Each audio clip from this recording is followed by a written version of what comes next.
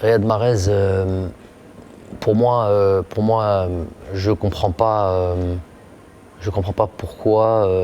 Je ne comprenais pas pourquoi il n'était pas aussi étincelant que ce qu'il faisait en club. J'ai vite compris en le rencontrant. Et je trouvais que c'était simple et facile à régler. Le joueur est un amoureux incommensurable de son pays. Donc l'implication, tout ça et tout, c'est tout sauf un problème. Alors que c'est là qu'on a voulu le toucher en disant que justement qu'il n'avait pas la même implication qu'en club. Je sais que son implication, cet amour qu'il a pour l'Algérie est incroyable. Le talent, n'en parlons pas. L'amour du football, c'est peut-être celui qui aime le plus le football de tout notre effectif. Donc il y avait deux, trois petits réglages. Mais très sincèrement, pas quelque chose de compliqué. Bien au contraire. Donc il y a eu peut-être une certaine forme de perte de temps, peut-être. Certains n'ont pas su entre guillemets faire avec lui. Alors que tout était réuni. Il aime le football, il aime son pays, il aime l'équipe nationale. Avec ça, il est très talentueux, ça ne pouvait que réussir.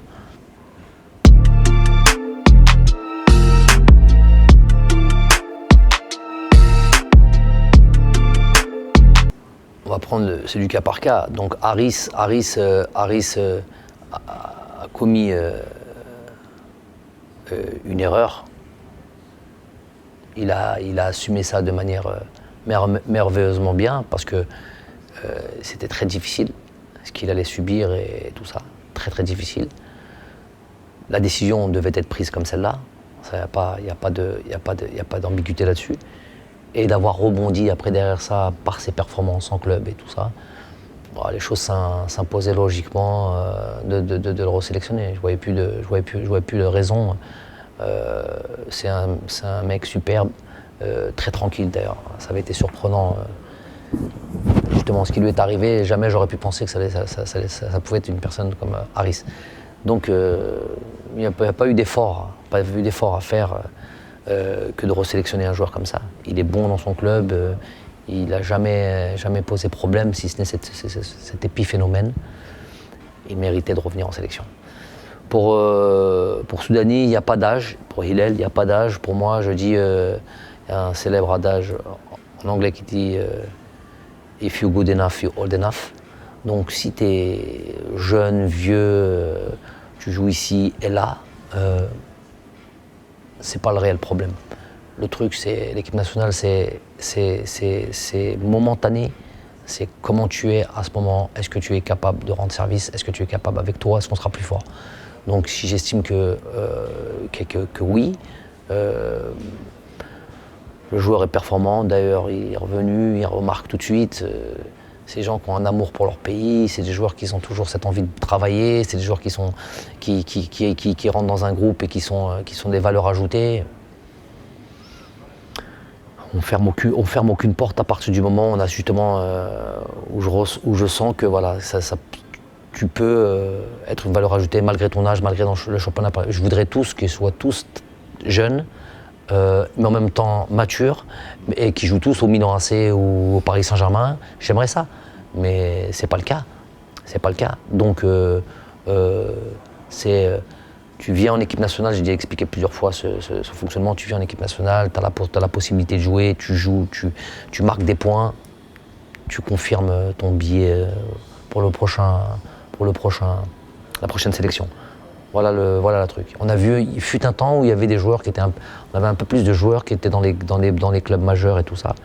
Ce que je souhaiterais, j'aimerais que tous mes joueurs jouent tous dans des grands clubs et tous dans des championnats à haute intensité, dans des grosses équipes où il y a de la concurrence, où ils jouent la Champions League.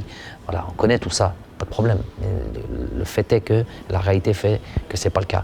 Mais il y a eu une période où on avait des joueurs qui jouaient justement dans des clubs où ça jouait la Champions League, un peu plus que maintenant, mais qui ne donnaient rien en équipe nationale.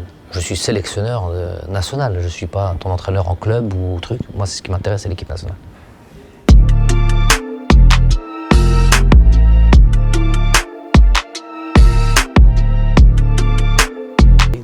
Effectivement, cette équipe c'est la raison pour laquelle je suis encore là.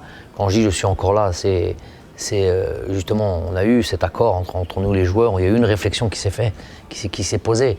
Est-ce qu'on peut encore gagner? L'idée c'est de gagner, l'idée c'est de continuer à gagner. Le jour où j'estime qu'on n'a pas, j'y crois plus, le jour où j'y crois plus, c'est que j'aurais eu des signes, notamment des joueurs, et que je pense qu'on n'a pas de marge de progression, qu'on est arrivé à maturité, qu'on ne peut pas aller plus haut que ça. Et donc je ne serai plus d'un réel apport. Ça serait plus que malhonnête que de rester aux commandes. Pour quelle raison? Pour un contrat ou pour quelque chose comme ça? Non, je ne ferai jamais ça. Notamment, je ne le ferai pas en club, je le fais encore moins pour mon pays. Donc l'accord qu'on a eu avec les joueurs, c'est est-ce qu'on est capable d'aller plus haut? Est-ce qu'on est capable d'aller... On a d'autres objectifs. Il y a une Coupe du Monde. J'ai pas connu la Coupe du Monde en tant que joueur. J'ai envie de la connaître en tant que sélectionneur, dans un pays que je connais très bien, dans lequel je vis. Donc tout est réuni pour pouvoir progresser, aller plus haut, continuer. Et ça passera par l'implication des joueurs, l'investissement à 100% des joueurs. Et à partir du moment où on s'est dit ça de suite après la CAN, on s'est remis au boulot. Nous, on peut très facilement être dans l'euphorie et être fier de ce qu'on a pu réaliser. On est à moins d'1 an. Par exemple, il y a des détracteurs ou des gens qui je sais pas, qui ont toujours un avis malveillant, et parfois même nocif à donner quand il s'agit de l'équipe nationale. Au bout de 2 mois, j'en ai entendu, au bout de 2 mois, oui mais attendez, il ne faut pas s'arrêter à là, il ne faut pas s'arrêter à la CAN. C'est la première fois qu'on gagne une Coupe d'Afrique en dehors de nos terres depuis de toute l'histoire de l'Algérie, et il faudrait déjà qu'au bout de 2 mois, on soit plus dans la joie et la frie. On peut être très bien, tout à fait fier de ce qu'on a pu réaliser, en être heureux, en être pleinement heureux, notamment quand il y a 2 mois, au bout de 2 mois, 3 mois, 4 mois, tout en étant projeté vers l'avenir et très... justement, moi j'utilise cette joie et cette fierté et ce passage, cette expérience positive qui a été la CAN et le succès, pour me baser là-dessus et continuer à être dans le succès. En gros, vous voulez connaître les mêmes émotions, vous voulez continuer à gagner des trophées, il va falloir se remettre au travail, il va falloir se bouger. Regardez faire sortir 7-8 millions d'Algériens comme ça. Vous voulez encore ça, il va falloir qu'on rebosse, il va falloir qu'on truc. Donc, cette vision minimaliste de dire non, trop de joie fait que tu vas... ça va être... C'est vrai qu'on a eu c'est vrai que dans le passé, dans un passé récent, je peux le comprendre jusque-là, mais 2014, on gagne la CAN, on passe au 2e tour de la Coupe du Monde. Depuis 2014 à 2019, c'est quasiment le néant. Donc, on a peut-être été traumatisé pour les après bonnes performances, entre guillemets, si je peux m'exprimer ainsi. Mais il y a un juste milieu. Et ce qui est sûr avec les joueurs, moi je suis très fier, très heureux. On est à 1 an de la CAN, c'est beaucoup et pas beaucoup en même temps. C'était il y a à peine un an. Donc on peut être très fier de ce qu'on a réalisé, on peut en être heureux, on peut en reparler, on peut tout ça et tout en préparant de manière la plus humble possible, la plus studieuse possible, l'avenir et les compétitions et les qualifications qui arrivent. Pour moi, c'est vraiment très simple.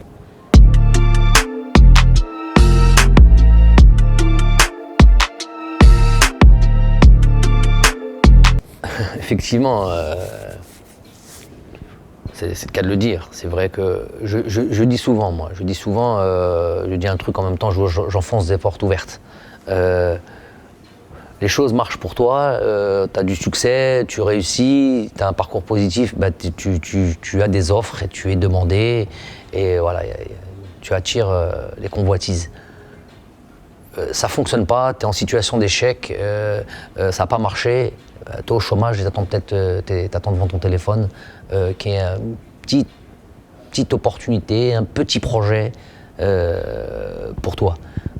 Le marché est ainsi fait. Donc aujourd'hui, ça fonctionne. C'est normal d'attirer ces convoitises. Donc pas une seconde d'ailleurs. D'ailleurs, le fait que les choses sont très claires, que j'ai un contrat jusqu'en 2022,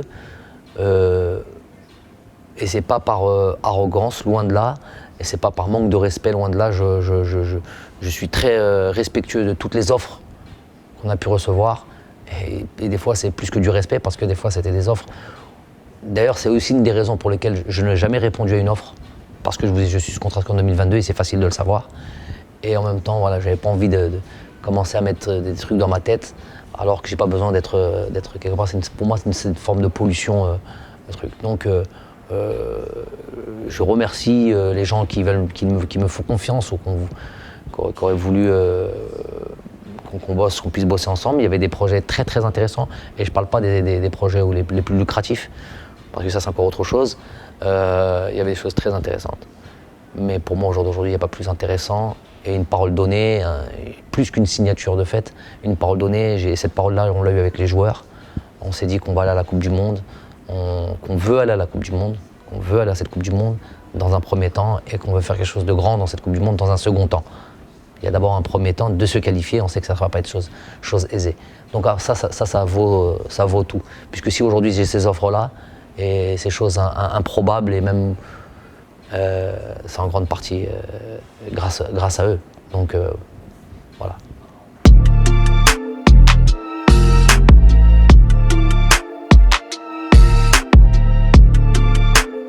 Oui, je vous ai dit, cette période-là a été vite, on a très vite compris tout le monde, je pense, a très vite compris que ça allait durer. Et qu'il fallait, ça a perturbé tous nos plans, puisqu'on était parti pour le mois de mars avec ces deux confrontations contre le Zimbabwe. On était parti pour le mois de juin, donc on avait déjà tout préparé, on était vraiment à fond là-dessus, comme toutes les sélections, j'imagine. Tout ça a été perturbé, donc effectivement, puisque tout ça c'est prêt déjà, on a mis ça de côté. Ensuite, on s'est orienté vers des choses qui peuvent nous faire gagner un certain temps. Donc, on a un groupe de qualification de Coupe du Monde qui est déjà là, que ce soit le Niger, que ce soit le Burkina Faso ou Djibouti. Voilà, c'est des équipes peut-être sur lesquelles on se disait chaque chose en son temps, on a le temps de préparer ça. On est déjà dans la préparation de ces matchs-là, on en connaît déjà quasiment tout. Une réanalyse un petit peu de tous nos matchs, on en a parlé tout à l'heure, de tous les matchs qu'on a pu faire, que ce soit pendant la CAN ou l'après-CAN. Réanalyser tout ça, on a déjà les grandes lignes sur lesquelles on veut bosser. Et le suivi des joueurs, l'évolution des joueurs. Il y avait des joueurs qui étaient blessés, qui se remettent à jouer, qui reprennent. Le contact permanent avec nos joueurs. Pour certains, surtout ceux qui sont en difficulté. Il y en a qui sont en difficulté. Il y a Glenn Guedjura, par exemple, qui avait un ligament croisé. On voit comment ça évolue. Youssef Attal qui revient de son truc. Il y a l'apparition, je vous dis, de certains joueurs, peut-être un peu moins connus, peut-être un peu moins connus du public, mais sur lesquels je suis très attentif et que je suis, qui pourraient peut-être un jour nous rejoindre. Voilà, donc du travail, il y en a au quotidien. On essaie d'anticiper un petit peu tout ce qui est possible.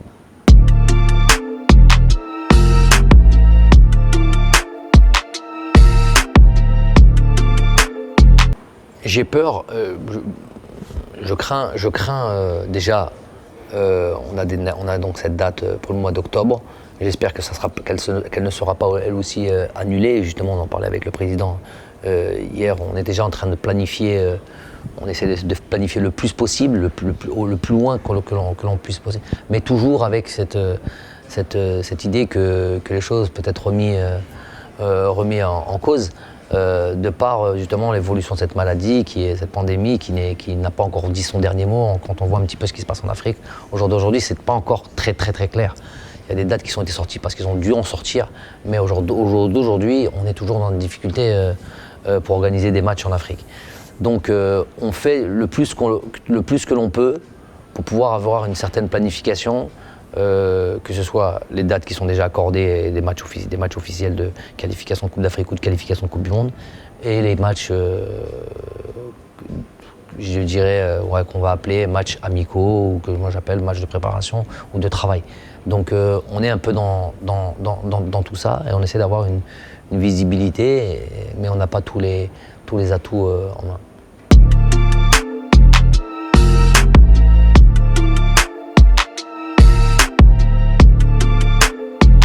Oui, c'est un pays que je connais très bien. Je suis sûr, je l'ai suffisamment dit, qu'on aura une très très belle Coupe du Monde. Une superbe Coupe du Monde de par l'organisation. C'est un pays qui organise depuis plus de 20 ans beaucoup d'événements sportifs. Tous les ans, il y a 2-3 éléments sportifs, que ce soit en athlétisme les mondiaux, que ce soit des grands tournois de tennis, que ce soit des Coupes d'Asie, des Coupes du Golfe, qui est un pays de sport depuis très très très très longtemps. Ils ont des stades extraordinaires, vraiment des bijoux qui vont être disponibles, et c'est ça pour moi le plus important. Des qualités de centres d'entraînement qui vont être alloués un peu à toutes les équipes nationales au top niveau. Un pays qui est petit, donc qui va permettre justement d'avoir un petit... Ça va être l'opposé de ce qu'il y a pu avoir d'une Coupe du Monde en Russie, par exemple. Ou pour passer d'une ville à une autre, c'est 3-4 heures de vol ou je sais pas quoi. Là, ça va être tout est petit.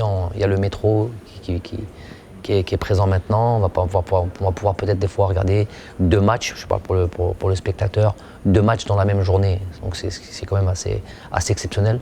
Donc je suis sûr qu'on aura une Coupe du Monde magnifique. Donc il me semble que le destin, j'espère, fera bien les choses. Ça fait 10 ans que je vis dans ce pays, j'en ai entraîné son équipe nationale. Je rejoins l'équipe nationale d'Algérie. Qui est-ce qui aurait pu prévoir ou prédire qu'un pays comme le Qatar, un petit pays comme le Qatar, de par sa taille, puisse organiser un événement planétaire par excellence, et au même moment, moi, avoir l'équipe nationale d'Algérie. Donc en termes de probabilité, c'est vraiment très peu. Et donc je me dis vraiment qu'on doit y être, on doit absolument y être. Mais avant toute chose, parce que l'Algérie est championne d'Afrique, parce que l'Algérie doit être présente dans les grands événements du style Coupe du Monde, de manière plus régulière encore. Ça a été très très bien. On a participé à celle de 2010, on a participé à celle de 2014. Auparavant, en 82-86, mais entre 86 et 2010, ça fait beaucoup de temps. Il faudrait qu'on y soit un peu plus...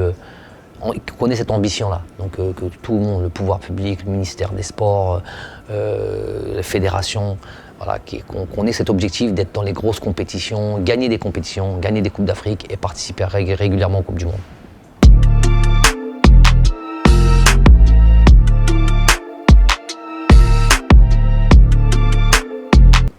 La fidélité que j'ai pour ces hommes-là, elle sera, de manière générale, mon caractère fait que j'ai ce rapport à l'autre. J'essaye, du moins très franc, très direct et très loyal, mais il n'empêche qu'ils le savent, et c'est pour ça que j'ai pris tout à l'heure l'exemple de Yacine Benzia quand il a participé à cette qualification de Coupe d'Afrique, et puis finalement il ne participe pas à cette phase finale. Je sais que c'est quelque chose qui lui a fait du mal et du tort, mais je suis d'abord fidèle, très fidèle à la notion de mérite. Donc quand j'estime le football, c'est un éternel recommencement, c'est une réactualisation de la performance, et avant tout, on est au service du pays. Donc on est fidèle évidemment à l'homme, on est fidèle, mais on est surtout fidèle au pays. Et je ferai toujours les meilleurs choix en fonction de la performance et en fonction de l'intérêt national.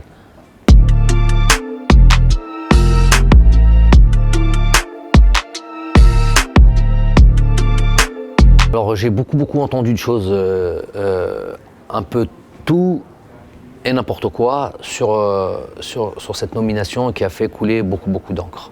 Je ne sais pas si c'est le confinement qui fait ça, je ne sais pas si c'est le fait que le football s'est quelque part un peu arrêté en Algérie, mais en tous les cas on a beaucoup trop dit. Alors je vais m'expliquer, j'aurai l'occasion d'en reparler de vive voix avec des journalistes ou lors de conférences de presse au retour en Algérie, mais je vais essayer de donner déjà un début d'explication et dire ça. Déjà, premièrement, il faut donner une définition à l'objectif et l'utilité de cette équipe locale, de cette équipe nationale locale, le mahalli comme on dit, et quand on donne cette définition et son objectif, par conséquent aussi parler de la CHAN, championnat d'Afrique des Nations, des locaux.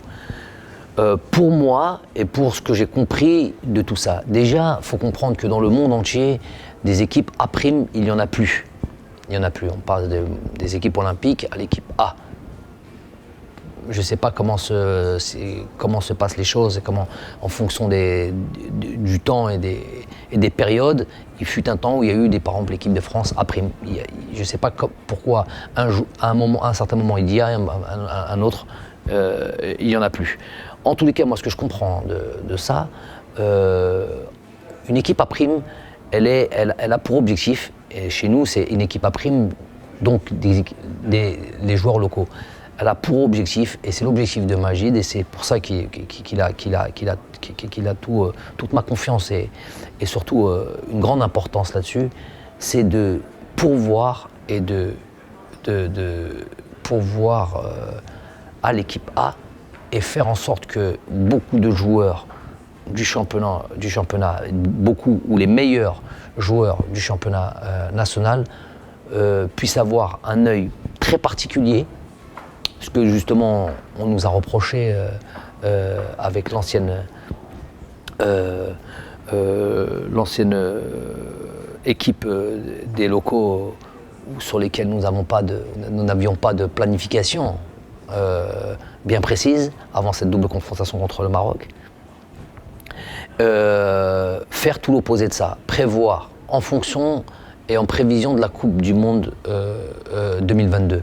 Optimiser nos chances de ne laisser passer aucun autre joueur, comme ce fut le cas plus tôt, que ce soit des Belhamri, des Ben Sebaini, des Blaili, des Bounedjah, des Attal, ce genre de joueurs. Parce qu'on sait qu'il y a des joueurs dans le championnat national de qualité. Nous avons un championnat en très grande difficulté. Aujourd'hui, tout le monde est d'accord pour ça.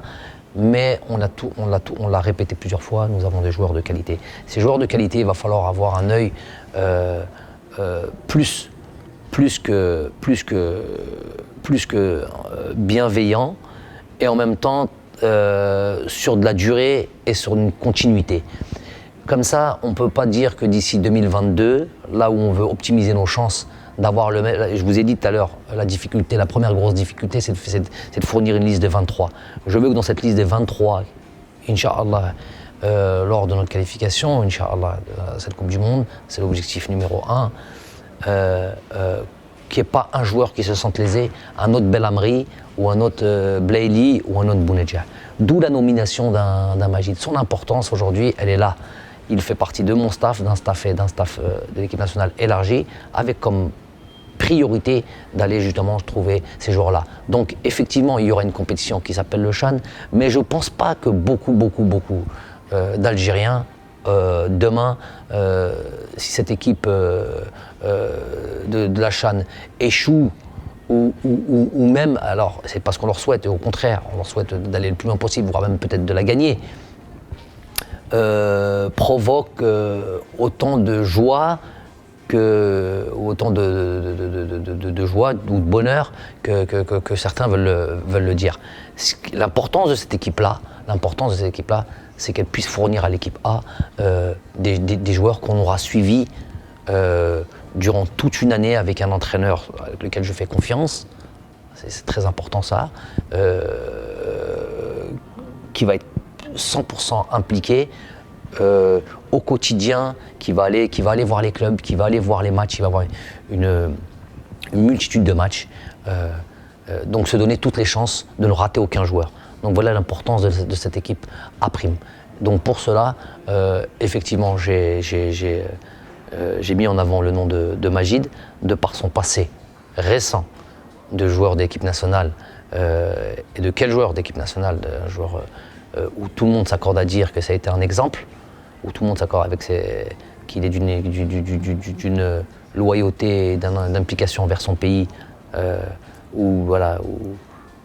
qui n'est pas remise en doute, qui a été très performant avec son équipe nationale, qui a participé à 2 Coupes du Monde, qui a été un joueur fabuleux pour l'Algérie, un joueur qui a une expérience du football européen.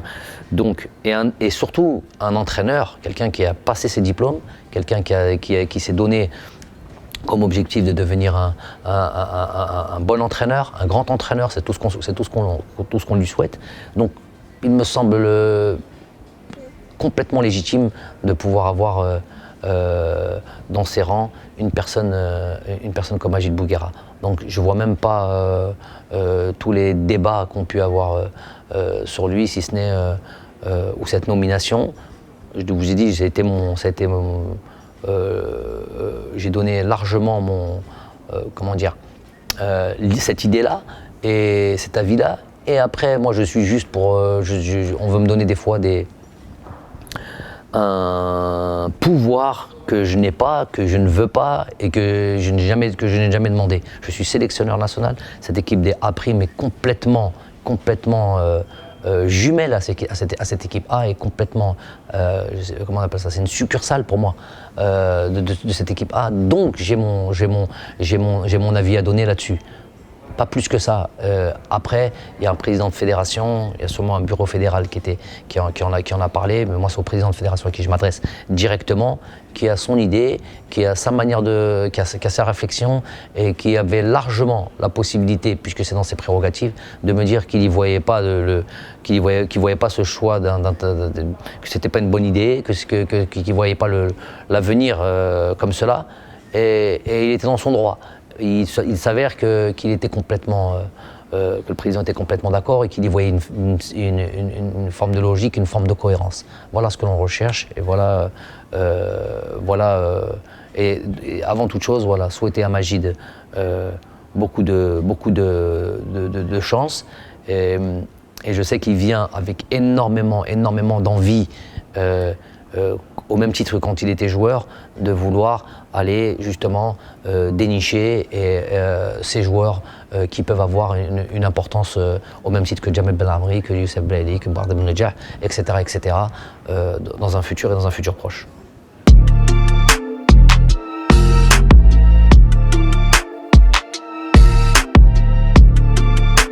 C'est vrai que les consécrations, comment on appelle ça, je sais même pas individuels ou ces avis qui sont largement honorables et qui m'honorent en tous les cas et surtout quand c'est par ses pairs ou quand c'est par des techniciens et qui me mettent à la tête comme ça de tous ces grands noms du football mondial. Bon, je sais très largement y faire avec ce genre de choses. Je ne serai pas le genre de gars qui va s'enflammer. Je sais ce que je suis capable de faire et je sais où sont mes limites et où est ma place. Donc je ne manque pas d'ambition d'un côté, mais en même temps j'ai toute l'humilité qu'il faut pour rester à ma place. Aujourd'hui les choses elles se font petit à petit. J'ai pas envie de faire dans ce métier-là, je l'ai souvent dit, j'ai pas envie de faire de plans sur la comète. J'avais beaucoup d'objectifs quand j'étais joueur. Je voulais aller le plus loin possible, le plus haut possible. J'ai fait ce que j'ai pu faire avec les qualités que j'avais. Et j'étais prêt à tout. Maintenant, pour ce rôle d'entraîneur, j'ai une vision un peu plus mesurée et ou des objectifs un peu pas des objectifs, des ambitions un peu plus mesurées. Et j'essaye de pas trop me projeter très loin. Aujourd'hui, j'ai un contrat avec l'équipe nationale d'Algérie, avec une Coupe du Monde en prévision. Voilà où je suis largement, complètement orienté.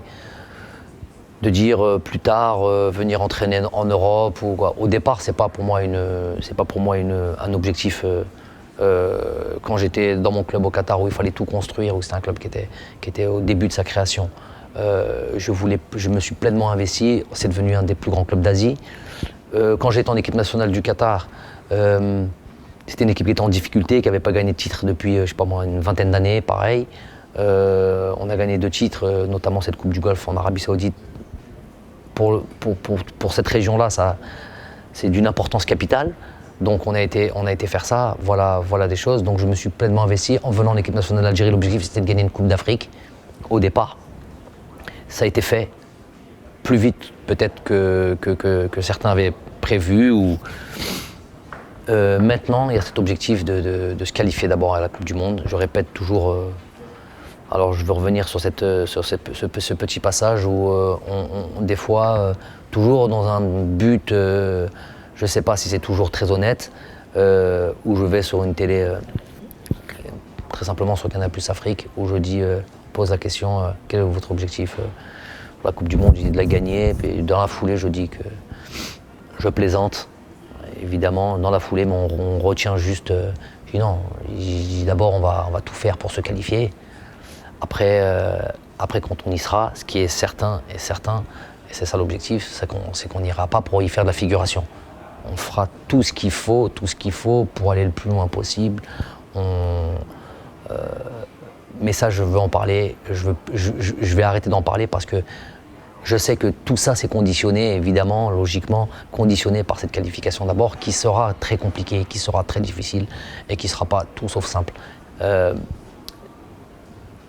Donc, tout ça pour dire que les ambitions, au jour d'aujourd'hui, je n'ai qu'une ambition, c'est de me qualifier à cette Coupe du Monde et après avoir obtenu cette qualification, faire développer toutes les forces pour aller le plus loin possible. Voilà le truc, donc je ne fais pas plus de plans que ça, parce que ce métier-là, je le répète souvent, c'est un métier où il faut beaucoup d'humilité et savoir aujourd'hui, la vérité d'aujourd'hui, c'est pas celle de demain. Et voilà, remettre les choses, déjà prévoir le prochain match. Nos prochains matchs, c'est le Zimbabwe, ensuite il y aura le match, nos derniers matchs contre le Botswana et nos derniers matchs de qualification de la Zambie, avant de démarrer les qualifications de Coupe du Monde. Voilà où sont mes objectifs et je veux rester là-dessus. Merci bien à vous.